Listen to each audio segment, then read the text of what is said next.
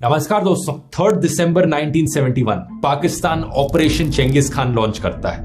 India की कई airfields पर बम गिराए जाते हैं पाकिस्तानी एयरफोर्स के द्वारा। अमृतसर, पठानकोट, जोधपुर, अंबाला, आगरा, श्रीनगर, टोटल में 11 एयरफील्ड्स पर हमला किया जाता है। उस शाम को प्रधानमंत्री इंदिरा गांधी रेडियो पर एक मैसेज जारी करती हैं देश की जनता के लिए। ये कहती हैं कि इंडिया के खिलाफ एक जंग छेड़ दी गई है। मैं एक खतरे के समय बोल रही हूँ। कुछ ही घंटे पहले 3 दिसंबर पाकिस्तान ने हमारे ऊपर एक हमला किया। इंडियन एयरफोर्स रिटेलिएट करती है और कुछ इस तरीके से शुरुआत होती है दोस्तों इंडिया पाकिस्तान 1971 वॉर की। एक ऐसी वॉर जिसके अंत में एक नए देश का जन्म होता है, बांग्लादेश। लेकिन क्या कारण था आखिर, क्यों हुई ये वॉर? क्यों बांग्लादेश आजादी चाहता था पाकिस्तान से, और इंडिया का क्या रोल आता है इस पूरी कहानी में? आइए समझने की कोशिश करते हैं आज के इस वीडियो में। India gave people of Bangladesh their independence. এবারের সংগ্রাম আমার মুক্তির সংগ্রাম, এবারের সংগ্রাম স্বাধীনতার সংগ্রাম। Pakistan lost half of its country. A new nation was born, Bangladesh.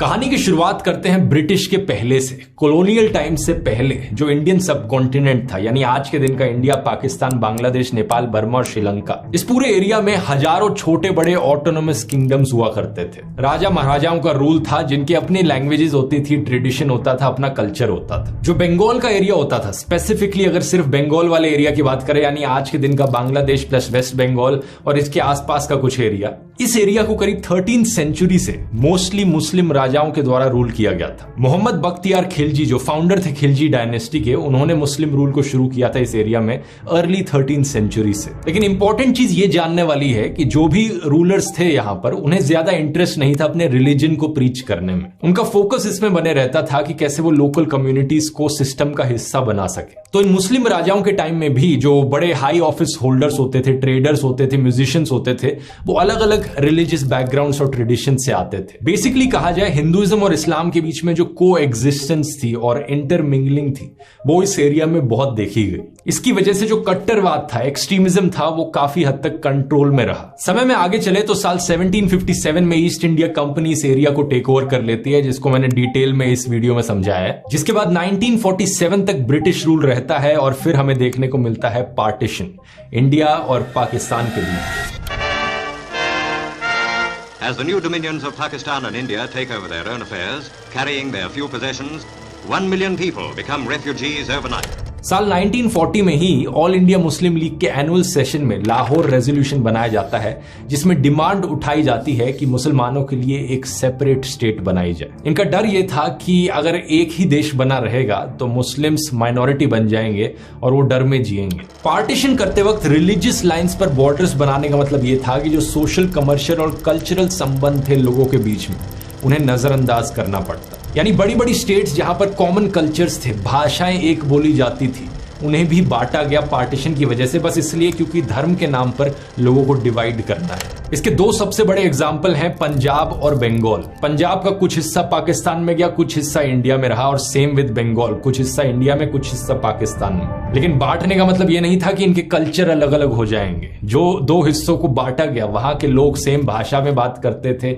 Same culture और ट्रेडिशंस को फॉलो करते थे। बंगाल में जो मुस्लिम्स पाकिस्तान के फेवर में थे, उनकी उम्मीद ये थी कि एक नया मुस्लिम देश बनने से उन्हें एक बेहतर स्टैंडर्ड ऑफ लिविंग मिलेगा, उनकी फाइनेंशियल और सोशल कंडीशन इंप्रूव होगी। इनमें से कई ऐसे लोग थे जो इंफीरियर फील करते थे हिंदू लैंडलॉर्ड्स के लिए, क्योंकि वो उनके लिए काम किया करते थे। वो पाकिस्तान की सरकार की तरफ देख रहे थे अपने फंडामेंटल राइट्स पाने के लिए। ऑब्वियसली जब बंटवारा किया गया, पार्टीशन हुआ, तो बहुत से परिवार, बहुत से लोग डिस्प्लेस हो गए। एक भारी माइग्रेशन देखने को मिली, जिसमें कई मुस्लिम्स पाकिस्तान की तरफ माइग्रेट हुए और कई हिंदूज पाकिस्तान से इंडिया आए। इसी बीच बहुत से दंगे हुए, मॉब वायलेंस हुआ, कुछ 2 से 20 लाख डेथ्स का एस्टिमेट किया जाता है। Communal hatred flares up in the Punjab. Pakistan and India each say they are determined to stop the wholesale rioting. But meanwhile, the exodus continued. इस माइग्रेशन में एक ग्रुप ऑफ लोग थे जो बिहार में रह रहे मुस्लिम्स थे। अब बिहार ऑब्वियसली क्योंकि बांग्लादेश के ज्यादा करीब है, तो बहुत से मुस्लिम्स जो बिहार में रह रहे थे वो ईस्ट पाकिस्तान में माइग्रेट किए। इन मुस्लिम बिहारीज को स्पेसिफिकली मेंशन करना जरूरी है क्योंकि आप आगे कहानी में देखेंगे कि कैसे इन्हें माना जाता था कि बांग्लादेश के खिलाफ है, इन्हें एंटी बांग्लादेशी माना जाता था। अभी के लिए पार्टीशन पर वापस आए तो बंगाल का जो पार्टीशन हो रहा था वो अपने आप में ही एक बहुत बड़ा इशू था। शुरुआत में पूरे बंगाल ने पार्टीशन के खिलाफ वोट किया था, अगर इस पार्टीशन का मतलब हो कि बंगाल को पाकिस्तान का हिस्सा बनना पड़े। लेकिन इस बंगाल में ही वेस्ट बंगाल का जो रीजन था वहां रहने वाले लोग पार्टीशन चाहते थे और इंडिया को ज्वाइन करना चाहते थे। दूसरी तरफ जो ईस्ट बंगाल वाला रीजन था वो पार्टीशन नहीं चाहते थे, लेकिन अगर कोई पार्टीशन हो तो वो चाहते थे कि वो पाकिस्तान को ज्वाइन करे। तो इवेंचुअली जब पार्टीशन हुआ, वेस्ट बंगाल इंडिया का हिस्सा बना और ईस्ट बंगाल पाकिस्तान का हिस्सा बना। पाकिस्तान के देश को दो हिस्सों में डिवाइड किया गया जिनके बीच सेपरेशन 1500 किलोमीटर का था और बीच में इंडियन टेरिटरी थी। अब इंटरेस्टिंग चीज ये है कि पाकिस्तान का जो नया देश बना उसमें जो मेजॉरिटी एथनिक ग्रुप था वो एक्चुअली में बंगालीज का था। आधे से ज्यादा पॉपुलेशन इस नए पाकिस्तान के देश की बंगालीज थी जो ईस्ट पाकिस्तान में रह रहे थे। बाकी वेस्ट पाकिस्तान में पंजाबीज, पख्तून्स, सिंधीज और बलोच थे। अब इवन तो बंगालीज की पॉपुलेशन ज्यादा थी पूरे पाकिस्तान में, लेकिन जो पावरफुल पोजीशंस थी जैसे कि ब्यूरोक्रेसी, मिलिट्री और पॉलिटिक्स की जो पोजीशंस हैं वो ज्यादातर वेस्ट पाकिस्तान के लोगों के हाथ में थी। स्पेसिफिकली कहा जाए तो मुहाजिर्स और पंजाबी जो लोग थे। अब इस बैकग्राउंड इंफॉर्मेशन को ध्यान में रखते हुए 1947 के बाद पाकिस्तान में जो पॉलिटिक्स हुई उसे समझते हैं। पाकिस्तान की शुरुआत हुई एज अ पार्लियामेंट्री डेमोक्रेसी, ठीक जैसे इंडिया की हुई थी। लेकिन फर्क ये था पाकिस्तान में जो सेंट्रल गवर्नमेंट थी वो बहुत ज्यादा पावरफुल थी। पावर एक इंसान के हाथ में बहुत कॉन्सेंट्रेटेड थी, जिसकी वजह से पार्लियामेंट्री डेमोक्रेसी सही तरीके से स्ट्रांगली एस्टैब्लिश नहीं हो पाई। साल 1946 में ब्रिटिश सरकार ने इलेक्शंस ऑर्गेनाइज करवाए थे अनडिवाइडेड इंडिया में। इन इलेक्शंस के रिजल्ट्स को देखकर बाद में जब पाकिस्तान और इंडिया का बंटवारा हुआ तो लेजिस्लेचर्स को भी इसी तरीके से डिवाइड किया गया। पाकिस्तान में मोहम्मद अली जिन्ना गवर्नर जनरल बने, जिनका देहांत आजादी के सिर्फ एक साल बाद हो जाता है 1948 में। उनके गुजर जाने के बाद नजीमुद्दीन गवर्नर जनरल बनते हैं और लियाकत अली खान प्राइम मिनिस्टर बनते हैं। करीब 3 साल बाद अक्टूबर 1951 में लियाकत का असैसिनेशन कर दिया जाता है और नजीमुद्दीन नए प्राइम मिनिस्टर बन जाते हैं। वो गुलाम मोहम्मद को गवर्नर जनरल बनाते हैं जो कि एक पंजाबी थे। साल 1953 में पहला मिलिट्री कू देखने को मिलता है पाकिस्तान में, जब गुलाम मोहम्मद पावर टेक ओवर कर लेते हैं और नजीमुद्दीन को डिसमिस कर देते हैं। अगले साल 1954 में इलेक्शंस होती हैं पाकिस्तान में और इन इलेक्शंस में ज्यादातर सीटें जीती जाती हैं यूनाइटेड फ्रंट के द्वारा, जो कि ऑपोजिशन पार्टीज की एक कोलेशन थी। इनमें से एक सबसे बड़ी पार्टी थी अवामी लीग, जो कि एक ईस्ट बंगाल की पार्टी थी। इन इलेक्शन रिजल्ट्स के बाद पूरी कॉन्स्टिट्यूएंट असेंबली को डिसमिस कर दिया जाता है गुलाम मोहम्मद के द्वारा। साल 1955 में गुलाम मोहम्मद ऑफिस छोड़ते हैं और major general Iskander Mirza governor general बनते हैं। इनके अंडर पहली बार होता है कि ईस्ट बंगाल की रीनेमिंग करी जाती है। ईस्ट बंगाल को अब से ईस्ट पाकिस्तान बुलाया जाने लगता है। अब 1947 से लेकर 1971 के बीच में दोस्तों पाकिस्तान में कई फेजेस देखने को मिलते हैं जहां पर मिलिट्री का रूल चल रहा था। इसका मतलब यह है कि जो पॉलिटिकल पार्टीज डिजर्व करती थी पावर में होना, उनसे पावर छीनी जा रही थी। स्पेसिफिकली कहा जाए ईस्ट बंगाल में रहने वाले लोगों को पॉलिटिकली रिप्रेजेंट होने का मौका नहीं मिल पा रहा था। इसके अलावा ज्यादातर पैसा जो देश खर्च करता था वो वेस्ट पाकिस्तान के पास जाता था। 75% नेशनल बजट वेस्ट पाकिस्तान पर स्पेंड किया जाता था, इवन दो 62% जो रेवेन्यू इनकम आ रहा था सरकार के पास वो ईस्ट पाकिस्तान से आने लग रहा था। जो इकोनॉमिक डेवलपमेंट देखने को मिल रही थी वो वेस्ट पाकिस्तान में ज्यादा बेहतर तरीके से देखने को मिल रही थी। 1969-70 में जो पर कैपिटा इनकम था वेस्ट पाकिस्तान का 61% ज्यादा था ईस्ट पाकिस्तान से। 25 गुना ज्यादा मिलिट्री पर्सनल्स थे वेस्ट पाकिस्तान में। और इस सब के अलावा सबसे बड़ा इशू यहां पर था लैंग्वेज को लेकर। जिन्ना और उनके कई एडवाइजर्स मानते थे कि ईस्ट पाकिस्तान और वेस्ट पाकिस्तान का सही मायनों में यूनिफिकेशन तभी हो सकता है जब वो एक भाषा बोले, और ये भाषा उनकी राय में होनी चाहिए उर्दू। तो वेस्ट पाकिस्तान के रूलर्स के द्वारा यहां पर उर्दू इंपोजिशन देखने को मिला कि भाई जबरदस्ती है, हर किसी को उर्दू में ही बात करनी पड़ेगी। ऑफिशियल कामों के लिए आर्मी में हम हर जगह उर्दू में ही बात करेंगे सिर्फ। लेकिन ऑब्वियसली ईस्ट पाकिस्तान में रहने वाले जो लोग थे वो ईस्ट बंगाली थे, बंगाली भाषा बोलते थे। इनफैक्ट 56% पाकिस्तानीज बंगाली में ही बात करते थे। उर्दू को एक लैंग्वेज ऑफ द एलीट माना जाता था। जो हाई प्रोफाइल लोग हैं सिर्फ वही उर्दू में बात करते हैं। आम जनता बंगाल में रह रही बंगाली में बात करती थी। 21 मार्च 1948 को मोहम्मद अली जिन्ना ने ढाका में एक स्पीच दी थी और बड़े क्लियरली कहा था पाकिस्तान की स्टेट लैंग्वेज सिर्फ उर्दू होगी और कोई और भाषा नहीं होगी। Let me make it very clear to you. Leave no doubt that state language of Pakistan is going to be Urdu and no other language. ये सब सुनकर बंगाल में रहने वाले लोग बड़े आउटरेज्ड हो गए। इवेंचुअली इस उर्दू इंपोजिशन की वजह से शुरुआत हुई बंगाली लैंग्वेज मूवमेंट की। 21 फरवरी 1952 एक बड़ा प्रोटेस्ट ऑर्गेनाइज करवाया जा रहा था इस लैंग्वेज मूवमेंट के द्वारा। स्टूडेंट्स का एक बड़ा ग्रुप और पॉलिटिकल एक्टिविस्ट इकट्ठे हुए प्रोटेस्ट करने के लिए प्रोविंशियल असेंबली के सामने। पाकिस्तान की आर्मी ने इन पर ओपन फायर कर दिया, 5 लोग मारे गए और आज के दिन तक 21 फरवरी को सेलिब्रेट किया जाता है as the language martyrs day Bangladesh में। सन 1999 में बाद में जाकर यूनेस्को ने कहा था कि 21 फरवरी अब से इंटरनेशनल मदर टंग डे भी मनाया जाएगा। इसके रिस्पॉन्स में 2 साल बाद जाकर 1954 में बंगाली को फाइनली कहा गया कि एक ऑफिशियल स्टेटस दे देते हैं। 1956 में बंगाली को एक स्टेट लैंग्वेज भी बना दिया गया, लेकिन लोगों के अंदर जो फीलिंग थी बंगाली कल्चर और लैंग्वेज को लेकर वो और मजबूत बन चुकी थी। ऐसे इंसिडेंट्स ने एक बड़ा इंपैक्ट डाला आने वाले सालों में। साल 1965 में इंडिया पाकिस्तान के बीच में वॉर होती है और इस वॉर के बाद ईस्ट पाकिस्तान एक कमजोर डिफेंस के साथ रह जाता है। जो इकोनॉमिक और पॉलिटिकल इम्बैलेंस था ईस्ट पाकिस्तान और वेस्ट पाकिस्तान में, वो इस वॉर के बाद और उभर के आने लगता है। इसी रीजन से एक 6 पॉइंट डिमांड उठाई जाती है ईस्ट पाकिस्तान के इकोनॉमिक डेवलपमेंट को लेकर। ये डिमांड उठाते हैं शेख मुजीबुर रहमान, जो कि अवामी लीग पॉलिटिकल पार्टी के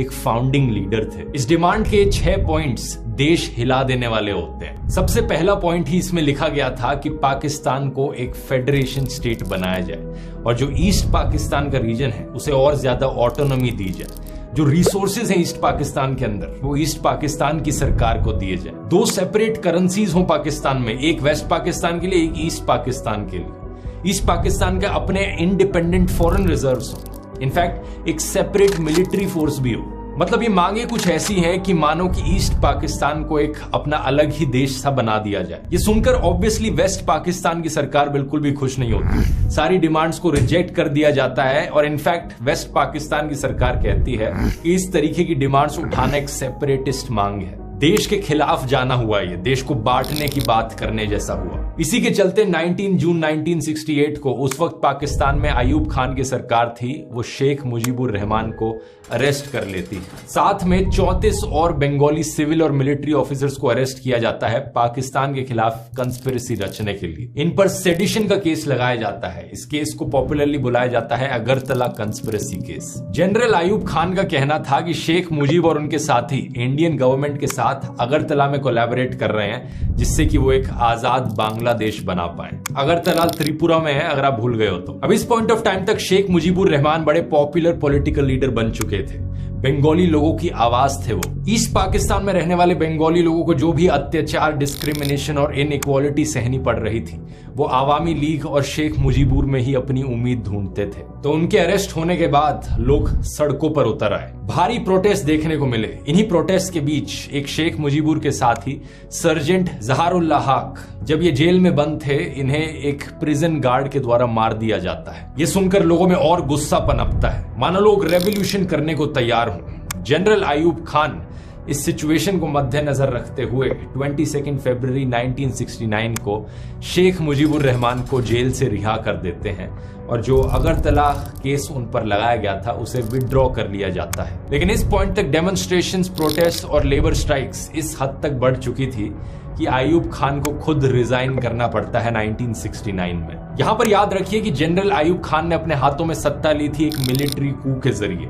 बेसिकली पाकिस्तान में उन्होंने पिछले 10 सालों से मिलिट्री डिक्टेटरशिप सी बना रखी थी। खुद रिजाइन करने के बाद वो अपने सक्सेसर को अपॉइंट करते हैं जनरल याहिया खान, और जनरल याहिया खान प्रॉमिस करते हैं कि वो पाकिस्तान में पहली जनरल इलेक्शंस करवाएंगे, और वो इलेक्शंस करवाई जाती हैं साल 1970 में। ये 1970 की इलेक्शंस के रिजल्ट्स बहुत ही चौंका देने वाले होते हैं।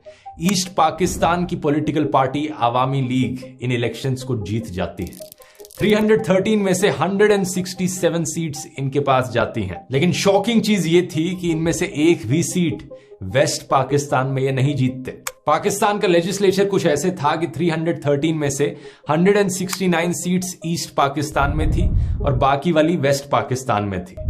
तो आवामी लीग ने 313 में से 167 जीती, यानी ईस्ट पाकिस्तान में ऑलमोस्ट हर सीट जीत ली, लेकिन वेस्ट पाकिस्तान में एक भी सीट नहीं जीती। वेस्ट पाकिस्तान में पाकिस्तान पीपल्स पार्टी पीपीपी ने 88 सीट्स जीती और इस पीपीपी पार्टी ने ईस्ट पाकिस्तान में एक भी सीट नहीं जीती। ये शॉकिंग रिजल्ट्स दिखाते हैं कि जो दो हिस्से थे पाकिस्तान के, उनके बीच में दरार कितनी गहरी हो चुकी थी। अब ईस्ट पाकिस्तान में लोगों की पॉपुलेशन ज्यादा थी तो सीटें भी ज्यादा थी, इसीलिए आवामी लीग को यहां पर विजेता माना जाता है। लेकिन एक ऐसी पॉलिटिकल पार्टी पाकिस्तान में सरकार बनाएगी जिसने एक भी सीट वेस्ट पाकिस्तान में नहीं जीती।